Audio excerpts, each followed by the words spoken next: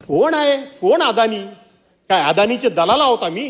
रोज तुम्ही पेपर फुटतायत, तुमचे रोज पेपर फुटतायत. इकडे ढगफुटी सुरू आहे, इकडे पक्ष फुटाफुटीची सुरू आहे, आणि तिकडे तुम्ही पेपर फुटायचं काम चालू आहे. कामाची क्वालिटी काय आहे? आपलं काम काय चांगलं आहे? आपलं भाषण काय? आम्ही त्या ठिकाणी फ्रान्सची टेक्नॉलॉजी आणली, आम्ही जपानची टेक्नॉलॉजी आणली, आणि हे फ्रान्सनी जपानची टेक्नॉलॉजी आणलीत तुम्ही. वरून सगळं पाणी कोसळतंय, दरडी कोसळतंय. पण मी विरोधी पक्षाचा आहे म्हणून माझ्या मतदारसंघामध्ये एकही पैसा द्यायचा नाही, हरकत नाही. तुमचा माझ्यासारखा माणूस संपूर्ण कोकणामध्ये एकमेव विरोधी पक्षाचा आमदार निवडून आलाय. आज सर्व कोकण तुमच्या पाठीशी उभा आहे. माझ्या मतदारसंघामध्ये सुद्धा तुमच्या पक्षाचे लोक नसतील का? तुमच्या विचारांचे लोक नसतील का? तुमच्या आघाडीतले कार्यकर्ते माझ्या मतदारसंघामध्ये नसतील का? पण मी विरोधी पक्षाचा आहे म्हणून माझ्या मतदारसंघामध्ये एकही पैसा द्यायचा नाही, हरकत नाही. जरूर देऊ नका, काही माझ्या मतदारसंघात देऊ नका. शेवटी नियती प्रत्येक गोष्टीचा विचार करेल.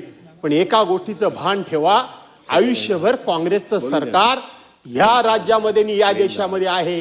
काँग्रेसची राजकीय सभ्यता ही विसरू नका, ही विसरू नका. आम्ही निवडून आलो, काँग्रेसवाल्यांच्या कारकिर्दीमध्ये सुद्धा आम्ही याच्यापेक्षा डरकाळ्या फोडत होतो, काँग्रेसवर टीका करत होतो, आरोप करत होतो, झोड उठवत होतो. आमचं त्यावेळेला वय तारुण्यामध्ये बहरामध्ये मी असताना कशाचीही मी पर्वा करत नव्हतो. पण काँग्रेसच्याकडे गेल्यानंतर काँग्रेसचे कार्यकर्ते बसायचे, ते मंत्र्यांना सांगायचे की ह्याचं काम करू नका, हा आपल्या पक्षावर टोकाचं तोंड सुख घेतो, हा आपल्या पक्षाच्या कार्यकर्त्यांना खूप मोठा छळतो. मी कोणालाच छळत नाही, पण छळतो असं धरा. काँग्रेसवाल्यांचं उत्तर ऐकून ठेवा. काँग्रेसचे मंत्री म्हणायचे आपण लोकशाही मानतो आणि यांना लोकांनी निवडून दिलेलं आहे, यांनी काम आणलंय ते लोकांचं आणलंय, यांनी व्यक्तिगत काम आणलेलं नाही. आणि म्हणून लोकशाहीमध्ये आपण जे काम करतो निवडून आलेल्या माणसाचं, ते लोकांचं काम करतो, त्याचं काम करायलाच हवं. ही काँग्रेसच्याकडची सभ्यता होती, आपल्या महाराष्ट्राची सभ्यता आहे, ही महाराष्ट्राची सभ्यता आहे. मी सांगितलं होतं याच्यापूर्वी पण कधीतरी एकदाच फक्त मी बोललो होतो. माझ्या 35 वर्षाच्या दीर्घकालीन या राजकीय प्रवासामध्ये संपूर्ण सगळ्या खात्यां मिळून 15 पत्र सुद्धा बदलीची कोणाची नसतील, 5 सुद्धा नसतील. पण जबाबदारीने बोलताना मी 15 बोलेन. जर कोणाकडे गेलो तर विकास कामांकरताच फक्त मी जायचो, यापेक्षा मी कोणाकडे जात नव्हतो. आणि म्हणून तुम्ही सुद्धा हा विचार करा की तुम्हाला सर्वांना न्याय द्यायचा आहे की केवळ सत्ता ही आपलीच आहे आणि आपल्याकरताच राबवायची आहे काय, याचा विचार तुम्ही करा. अध्यक्ष महोदय, या ठिकाणी महावितरणच्या संदर्भामध्ये सुद्धा आम्ही मुद्दा उपस्थित केलेला आहे. अध्यक्ष महोदय, आपण त्या ठिकाणी स्मार्ट मीटर जबरदस्तीनं बसवणार नाही म्हणून आपण सांगितलं. इथंच माननीय मुख्यमंत्री महोदयांना मी प्रश्न विचारला होता आणि त्यांनी देखील मनमोकळेपणे मला उत्तर दिलं होतं की माननीय मुख्यमंत्री महोदय, तुमचे लोक जबरदस्तीनं स्मार्ट मीटर बसवतायत. आमच्या कोकणामधली बहुतांशी घरं बंद आहेत, लोक चाकरमानी म्हणून मुंबई पुण्याकडे आहेत, त्यांची घरं जबरदस्तीनं उघडून त्यांच्या घरामध्ये मीटर बसवतायत. याबद्दल तुमची भूमिका काय? माननीय मुख्यमंत्री महोदयांनी सांगितलं की कोणाच्याही घरामध्ये आम्ही जबरदस्तीनं मीटर बसवणार नाही. आज जबरदस्तीनं मीटर बसवून या ठिकाणी आपण ते डिजिटल मीटर बसवलेले आहेत. कोण आहे? कोण अदानी? काय अदानीचे दलाल आहोत आम्ही? राज्यामध्ये रोजगाराचा प्रश्न पसात आहे, महिला अत्याचाराचा प्रश्न पसात आहे, तरुणांची तर भवितव्य तुम्ही सगळे आमदारातच त्या ठिकाणी घालत. रोज तुम्ही पेपर फुटतायत, तुमचे रोज पेपर फुटतायत, रोज पेपर फुटी तुमची सुरू आहे. इकडे ढगफुटी सुरू आहे, इकडे पक्ष फुटाफुटीची सुरू आहे, आणि तिकडे तुम्ही पेपर फुटायचं काम चालू आहे. राज्यामध्ये संशय निर्माण झालाय, राज्यामध्ये संशय निर्माण झालाय. हे पेपर नेहमी कसे फुटतात, ही पेपर तपासणारी यंत्रणा, पेपर त्या ठिकाणी काढणारी यंत्रणा, आणि त्याचबरोबर आपण प्रत्येक भरती करता प्रायव्हेट एजन्सी नेमलेली आहे. ही प्रायव्हेट एजन्सी काही ठराविक लोकांना फायदे करून देण्याकरता तर हा उद्योग करत नाही ना. आमचा मुंबई गोव्याच्या रस्त्याबरोबरच या ठिकाणी आपण शेतकऱ्यांना, आता जर पाऊस आला काय करावं मोठा प्रश्न आहे. एक तर शेतकऱ्यांना दुबार पीक पेरणी आपल्या कोकणामध्ये आहेच नाही, मार्गच नाही आहे का मॅडम?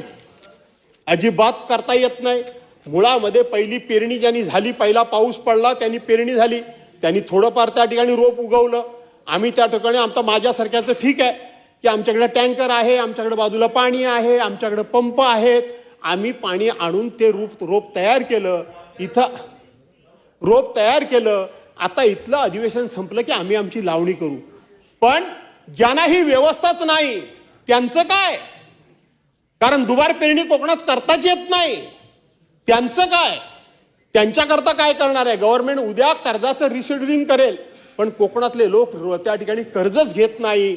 अध्यक्ष महोदय, कोकणातल्या यंदा फळबागा गेल्या, कोकणातल्या यंदा मच्छीमारी पूर्णपणे संपली. फळबागा मी म्हणतो म्हणून नाही, तर कोकण कृषी विद्यापीठानं त्या ठिकाणी सर्टिफिकेट दिलंय की कोकणामध्ये 90 ते 95% फळबागा ह्या पूर्णपणे नाश पावल्या. कृषी विभागानं पण तशाच प्रकारचं सर्टिफिकेट दिलंय. आणि राज्याच्या माननीय मुख्यमंत्री महोदयांनी आमच्या सगळ्या कोकणातल्या लोकांची एक बैठक वरती आपल्याकडं इथंच घेतली. वरती माननीय मुख्यमंत्री महोदयांनी घेतली, सगळ्या पक्षाच्या लोकांना बोलवलं आम्हाला.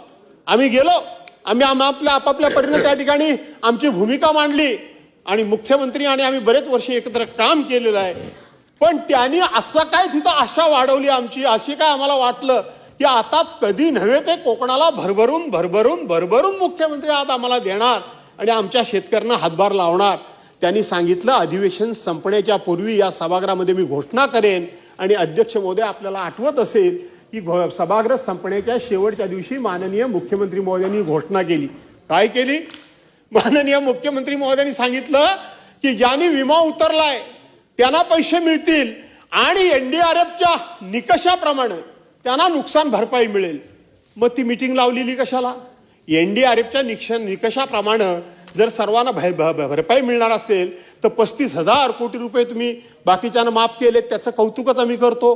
ते 35,000 कोटी का माफ काय केलेत? मग माझ्या कोकणाला का नाही तुम्ही काहीच द्यायला तयार का? कशा करता? आम्ही कधी कर्ज घेत नाही, आम्ही कधी कर्ज बुडवत नाही, आम्ही कधी कुठली मागणी करत नाही. आमच्या ठराविक मागण्या असतात. एक फळबागा असतात, रस्ते असतात, इमारती असतात, मत्स्य व्यवसाय असतो. आणि पहिलाच बोला आपण खाली 5-10 मिनिटं. नाही, टोटल 72 लोकांची नाव आहेत आणि भास्करराव आता जवळजवळ एक मिनिट ऐका ना, असं नाही 25 मिनिटे भास्कररावांचं बोलणं झालं आहे, त्यांनी बोलावं. टोटल हां ठीक आहे, 5-10 मिनिटं बोलतो आणि त्यांना नंबर मिळत नाही मग म्हणून ते ओरडतात. ठीक आहे अध्यक्ष महोदय, 5-10 मिनिटं बोलतो आणि थांबतो.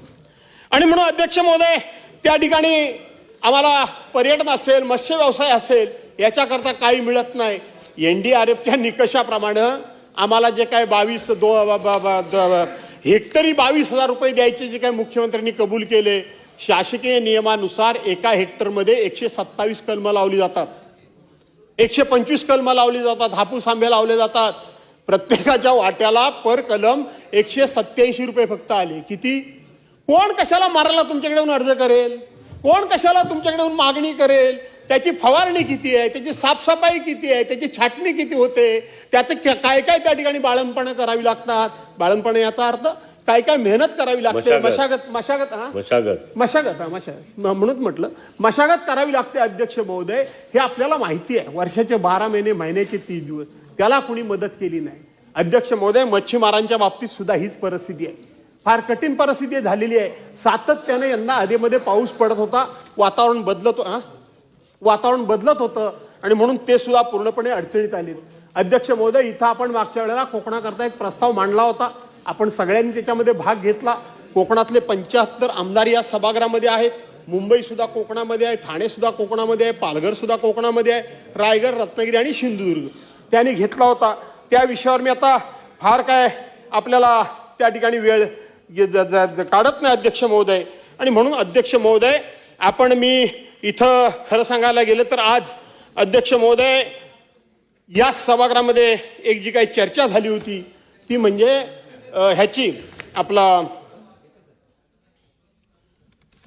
आपण एक दुसरी गोष्ट अध्यक्ष महोदय, बावनकुळे साहेब कसे काय चुकले मला काही कळत नाही.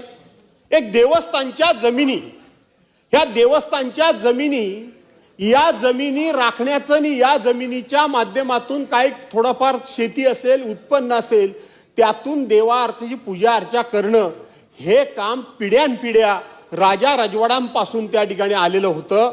आज काहीतरी हे तुम्ही कायदा 2026चा केलेला आणि त्या कायद्याच्या आधारे तुम्ही त्या जमिनी देवस्थानच्या राहण्याच्या ऐवजी जे घरं बांधून राहतात, जे तिथं त्या जमिनी वापरतात किंवा ज्यांना वापरण्याकरता दिलेल्या आहेत आणि त्याच्या मोबदल्यात त्यांनी देवाची सेवा करावी, पूजा अर्चा करावी, साफसफाई करावी, त्यांनी अध्यक्ष महोदय त्यांच्या नावावर ह्या जमिनी करण्याचा हा कायदा आहे. पुऱ्या महाराष्ट्रात त्याच्या विरोधात लोक एकवटलेत. पुऱ्या महाराष्ट्रामध्ये. अध्यक्ष महोदय, असं जर आपण केलं तर मूळ देवस्थानचं उत्पन्न आहे ते उत्पन्न बंद होईल. मूळ देवस्थानची पूजा अर्चा आहे ती उद्या कुणी करायची, कारण ही जागा आता माझ्या मालकीची झाली. माझ्या मालकीची झाल्यामुळे मी आता कोणाचा बांधील नाही, मी ह्याच्या आता कोणाचं काम करण्याचा काही बांधील नाही, कारण मी मालकी आहे. आणि म्हणून बावनकुळे साहेबांना माझी एवढीच विनंती आहे, अतिशय सकारात्मक ते काम करतात, सकारात्मक निर्णय घेतात, यांनी या कायद्याचा फेरविचार करावा अशा पद्धतीची माझी त्यांना विनंती आहे. मी स्वतः त्यांना भेटलेलो आहे. आणि म्हणून अध्यक्ष महोदय, काल सुद्धा आपण बघितलं मुंबईमध्ये एवढा पाऊस पडला, हाहाकार झाला, किती माणसं मेली, अख्खी मुंबई तुंबली, अख्खी मुंबई जाम झाली, कोकण जवळ पाण्याखाली गेलं, 2-3 दिवस तिकडची वाहतूक पूर्णपणे बंद झाली. आणि म्हणून काही ठिकाणी पाऊस पडला तिथे भरपूर पडला. आपलं काम, आपल्या कामाचा दर्जा, आपली क्वालिटी, तो मिसिंग लिंक सांगतोयच की आपली कामाची काय क्वालिटी आहे. मकरनाबा, कामाची क्वालिटी काय आहे, आपलं काम काय चांगलं आहे, आपलं भाषण काय. आम्ही त्या ठिकाणी फ्रान्सची टेक्नॉलॉजी आणली, आम्ही जपानची टेक्नॉलॉजी आणली, आणि हे फ्रान्सनी जपानची टेक्नॉलॉजी आणलीत तुम्ही. वरून सगळं पाणी कोसळतंय, दरडी कोसळतायत. आणि म्हणून आता मला असं वाटतं की कुठेतरी आपण सर्वांनी राज्याचा विचार केला पाहिजे. भ्रष्टाचार कमी करून आम्ही ह्या राज्याचे विश्वस्त आहोत, आम्ही या राज्याचे कस्टोडियन आहोत.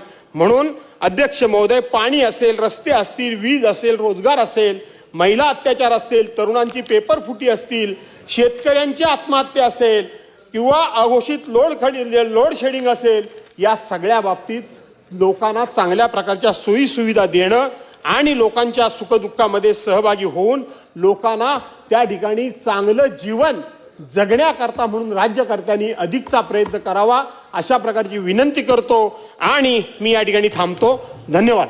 धन्यवाद. धन्यवाद. अर्जुन. त्यानंतर या राज्याचे माजी मुख्यमंत्री एकनाथराव शिंदे, या एकनाथराव शिंदेनी 2026 साली मी कोकणामधला एक ग्रीनफील्ड रोड रस्ता तयार करतोय म्हणून गाजावाजा केला, घोषणा केली. 2023 साली त्याला प्रशासकीय मान्यता सुद्धा मिळाली. पण ती प्रशासकीय मान्यता मिळाल्यानंतर त्या संपूर्ण अर्थसंकल्पाच्या भाषणामध्ये त्या रस्त्याचा साधा उल्लेख सुद्धा नाही. कदाचित तो एकनाथराव शिंदेनी जाहीर केला असेल म्हणून उल्लेख झाला नसेल, पण त्याचा उल्लेख झाला नाही. त्याच्या वेदना माझ्यासारख्या लोकप्रतिनिधीच्या मनाला 100% त्या ठिकाणी डोचल्या.